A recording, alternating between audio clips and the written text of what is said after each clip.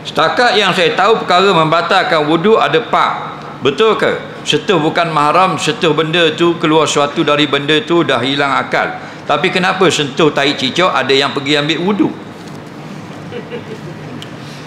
Baik, dia kata setahu dia 4 perkara saja batal wuduk. Pertama, tidur, hilang akal. Kedua, sentuh kemaluan. Ketiga, sentuh perempuan yang sah nikah, tak berlapik. Keempat, keluar sesuatu dari kemaluan depan atau belakang. Betul, 4 perkara ni saja batal wuduk. Tapi dia kata, kenapa ada orang pijak tahi cicak pergi ambil wuduk? Faham tak lagi?